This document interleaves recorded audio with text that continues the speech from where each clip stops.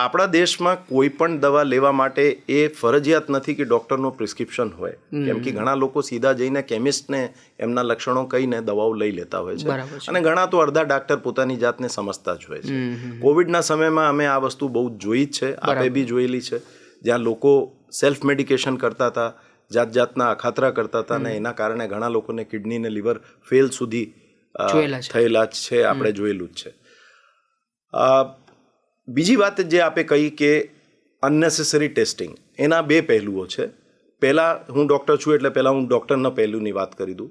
આજકાલ અમે જોઈએ છે, અને હું આમાં કંઈ સારું છે કે ખોટું છે એ ચર્ચા નથી કરી રહ્યો, પણ જે હકીકત છે એ બયાન કરી રહ્યો છું કે ઘણા ડૉક્ટરો હવે ડિફેન્સિવ મેડિસિન પ્રેક્ટિસ કરતા થઈ ગયા છે, કેમ કે આજનો જમાનો હવે એક લિટિજિનસ સોસાયટી તરફ જઈ રહ્યો છે, જ્યાં જાત જાતના લોકો કેસો કરે છે, અને એક વિશ્વાસનું એક ડેફિસિટ વધતું જાય છે, જેને ટ્રસ્ટ ડેફિસિટ આપણે કહીએ છીએ.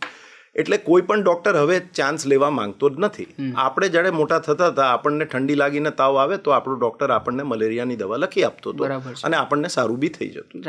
પણ હવે એવું છે કે ધારો કે તમે મલેરિયાની દવા લખી અને દર્દીને મલેરિયા નહોતું, તો એમના સગા આપના માથે આવીને બેસશે.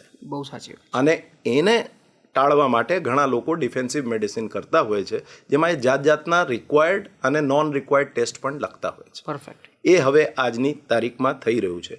બીજી વસ્તુ જે મારા પ્રોફેશનનો એક સેડ ટ્રુથ છે કે કમર્શિયલ કન્સિડરેશન્સના હિસાબે બી ઘણા લોકો આ લખતા હોય છે. એ નિંદનીય છે, અને એ ના જ થવું જોઈએ, પણ it is nobody's case to say કે આ નથી થતું.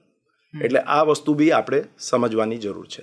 એની સામે જે દર્દીનો પક્ષ છે કે ઘણીવાર પ્રેશર ડૉક્ટર ઉપર દર્દી અને એમના સગાઓનો હોય છે કે સાહેબ આપણે પૈસાની કોઈ ચિંતા નથી, તમે બધા ટેસ્ટ કરાવો. અને એ જ દર્દીને જ્યારે નોર્મલ બધા રિપોર્ટ્સ આવે તો એમ કહે કે ડૉક્ટરે તો ખોટા ખોટા અમારા પૈસા પડાવી દીધા. So it's a no win situation because of the trust deficit.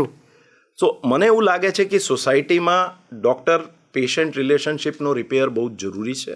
જ્યારે ડૉક્ટર અને પેશન્ટ્સ વચ્ચે આ ગેપ નહીં રહે તો કોઈ દર્દીને એવું નહીં લાગે કે કારણ વગર મને આ કરવામાં આવે, ને ડૉક્ટરને જ્યારે ખબર હોય કે પેશન્ટનો ટ્રસ્ટ મારી ઉપર સંપૂર્ણ રીતે છે, તો એ બી એ જ પ્રમાણે એમની સાથે વર્તશે.